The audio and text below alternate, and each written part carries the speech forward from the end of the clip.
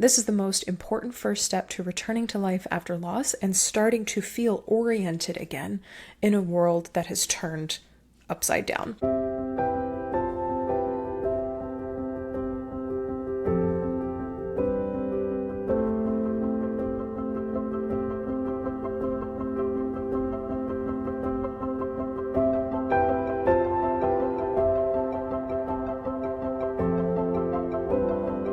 Hi there, Grief Growers, and welcome back to another episode of Grief Grower.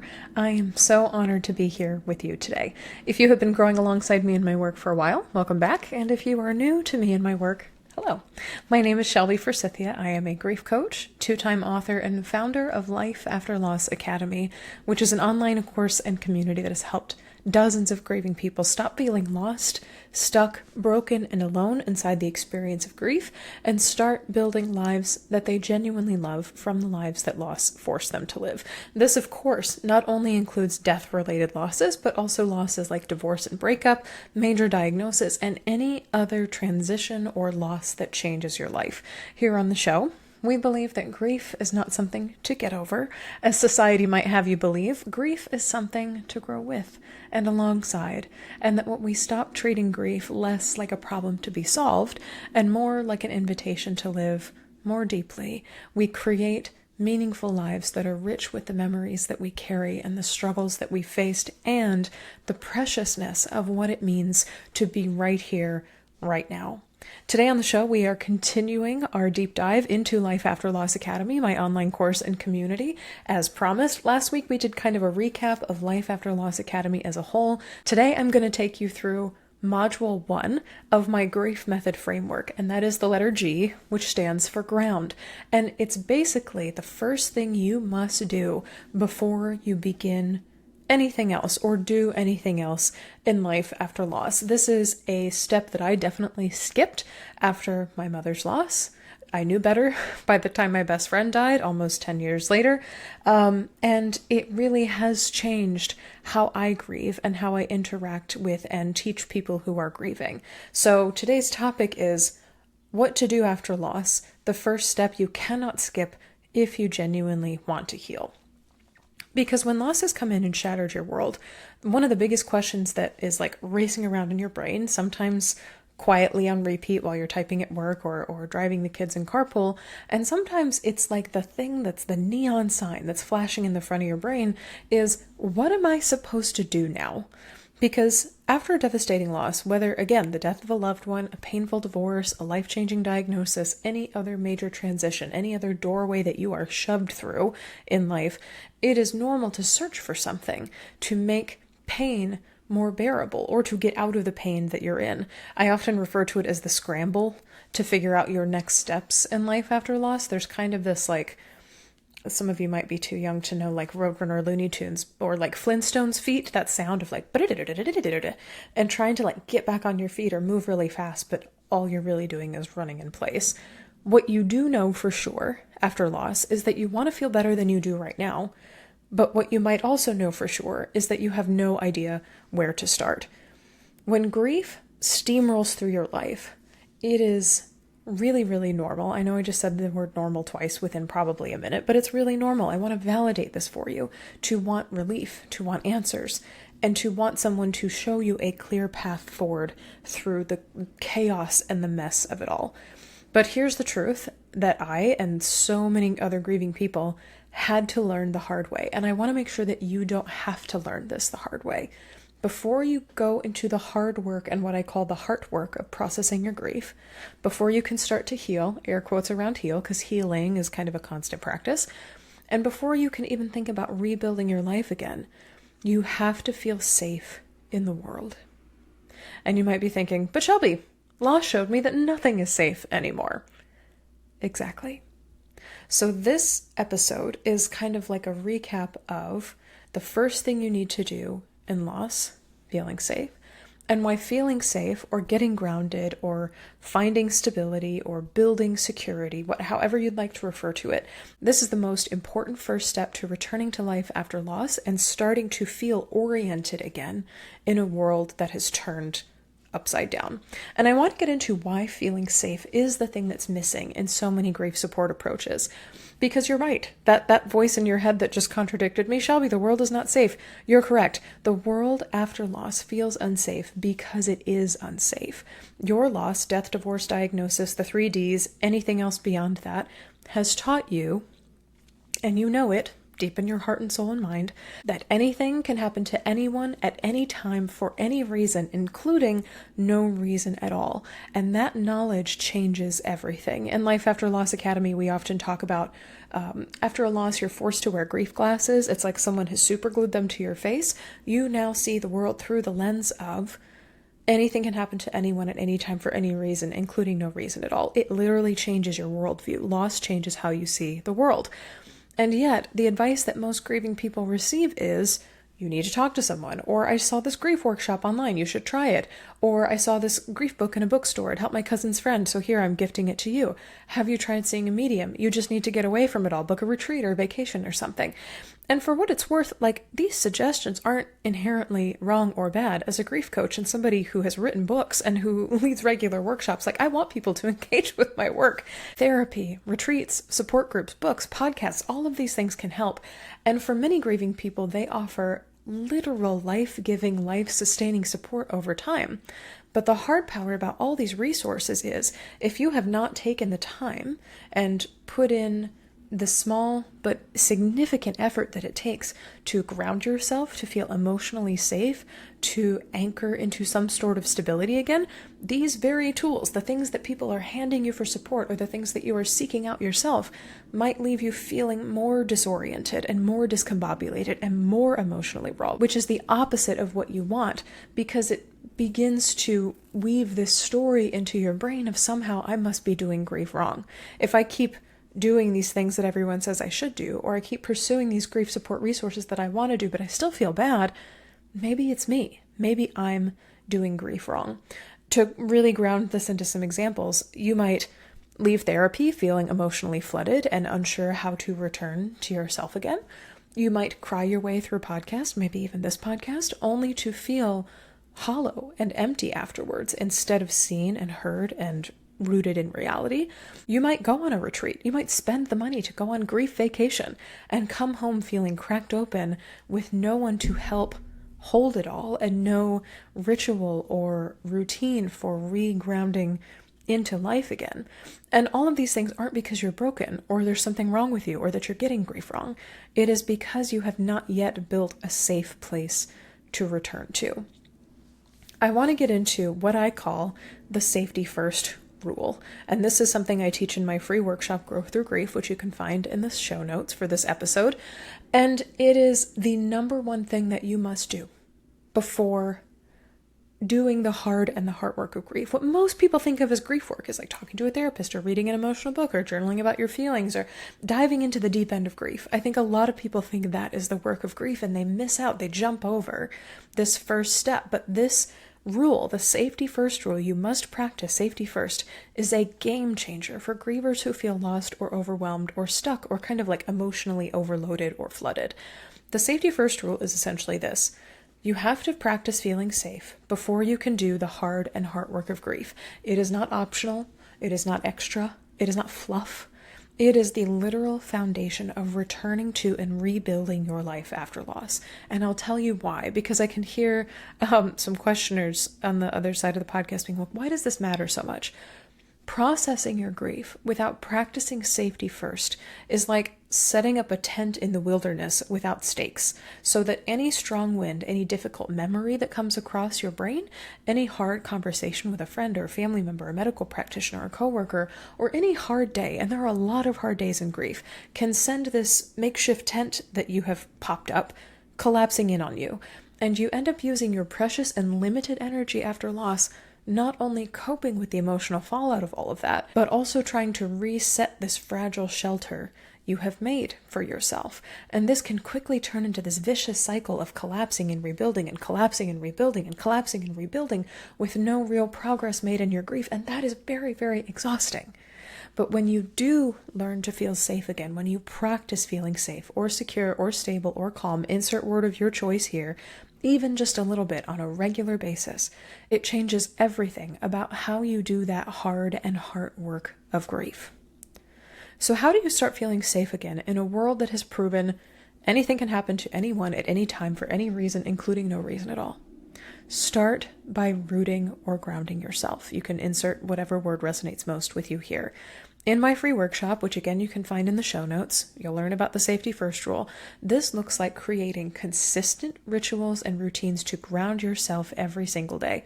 Even 5 to 10 minutes, and this is about 1% of your waking hours, can bring calming predictability to a nervous system, yours, that has been overloaded by grief. And I want to give you some grounding ritual examples from Life After Loss Academy students. I'll give you 3. The first one is from Betty, whose son died, and she dedicates 10 minutes every morning to holding a necklace with a pendant that has her son's fingerprint on it, and sitting quietly on the edge of the bed, just thinking of him, just remembering him. This 10 minutes of her day is where grief is allowed. And so she gives permission for herself, whatever emotions are present, to surface. Sometimes they're happy, sometimes they're sad.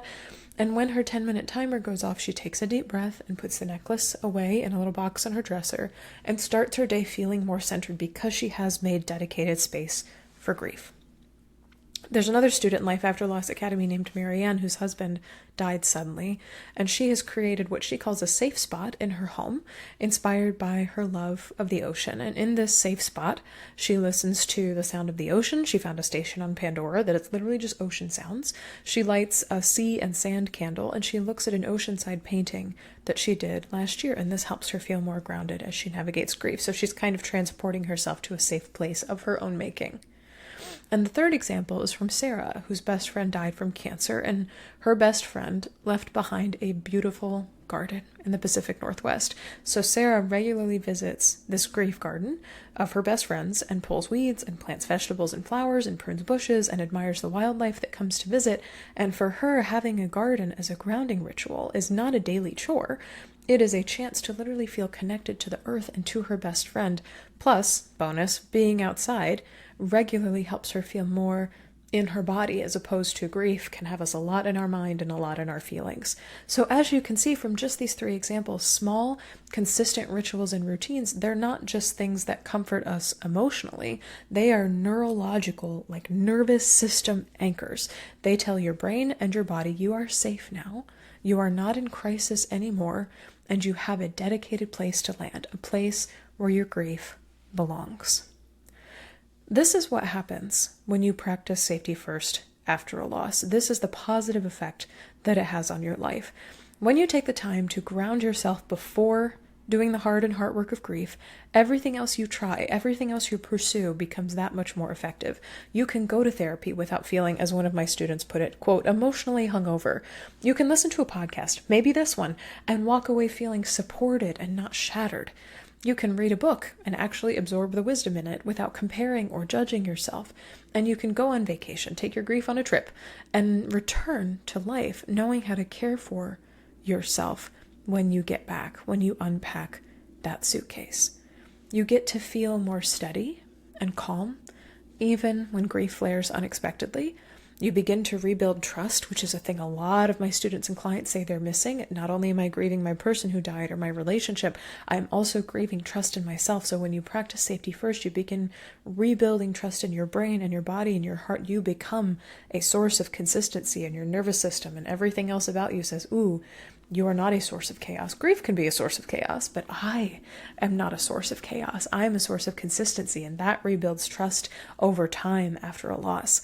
Another thing that happens is that you create a consistent practice to return to, whatever your grounding routine or ritual is, so that you're not left untethered when big emotions or grief's metaphorical storms come and knock down your tent. You experience more clarity when making hard decisions about your relationships, work, and future. I'm going to do a future episode on how it's garbage that people say you have to wait a year to make major decisions. Sometimes we don't get that luxury. So practicing a grounding ritual can help you make big decisions about your life after loss, especially if you need to make them quickly. And you grow stronger roots that help you weather grief year after year and not just get through the day. Maybe at the start of your ritual or routine, your whole goal, I'm just trying to get through this day. But over time, especially when you practice grounding over and over and over over and over and over again, when you practice safety first over and over and over and over and over again, you get the long tail effect, the long-term effect of being able to weather grief, including future losses. And I gotta say, that is a whole lot of payoff for a 5 to 10 minute ritual based on grounding your grief. I will say there are some downsides to not practicing safety first. If you choose to jump into the metaphorical deep end of grief work, hard work, heart work, and say, I'm going for it. I'm just going to start with processing my emotions. Grief is not one size fits all. And even the most well-meaning support that you can find can feel like salt in the wound or a bad, uncomfortable fit when you don't have the foundations to feel safe and grounded as you practice them. So if you skip this step, if you jump ahead to dealing with your emotions or trying to integrate your loved one or set boundaries with friends and family members, or even try and find hope or meaning or peace again, these are really big existential things you try and do after loss.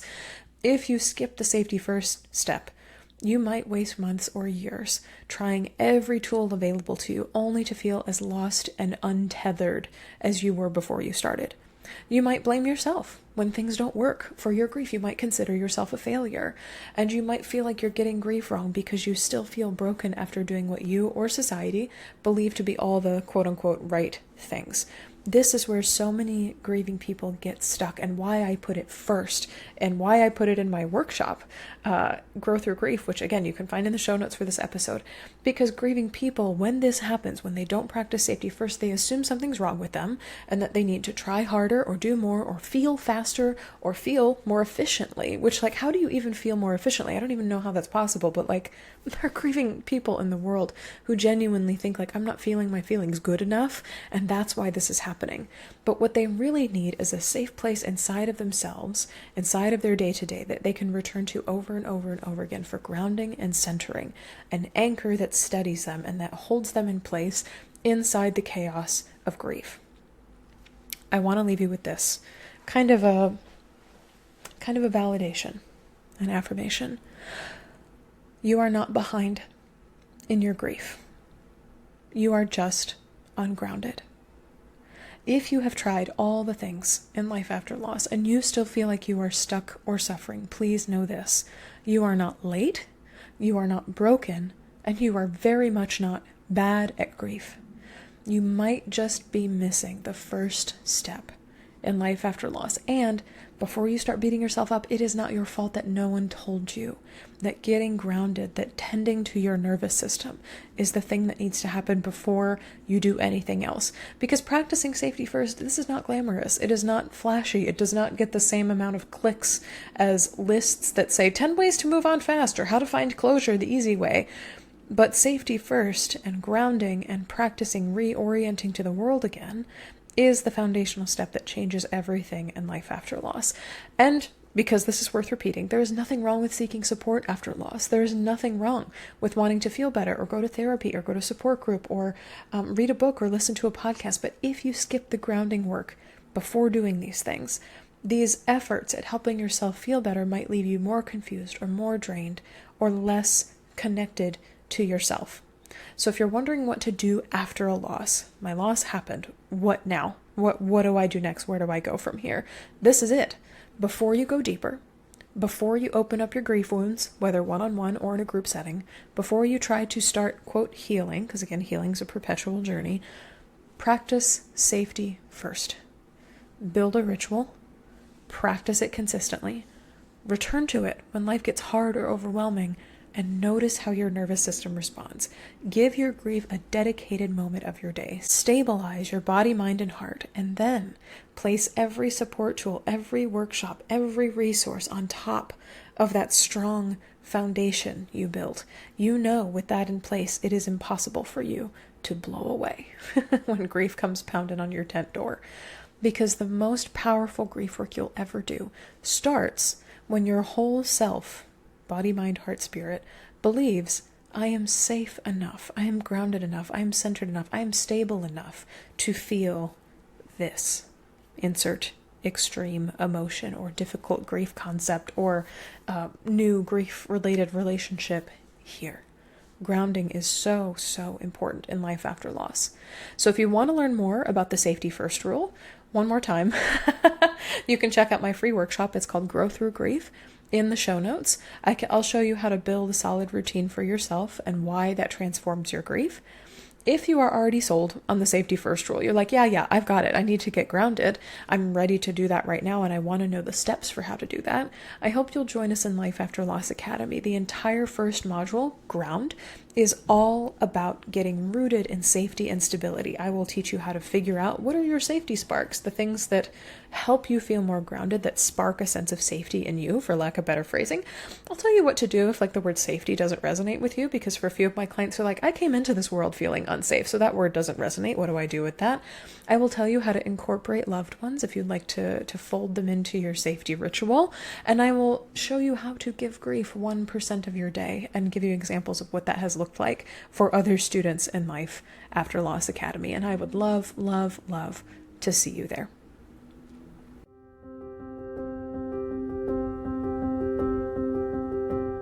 That's all for this episode of Grief Grower. Thank you so very much for joining me today.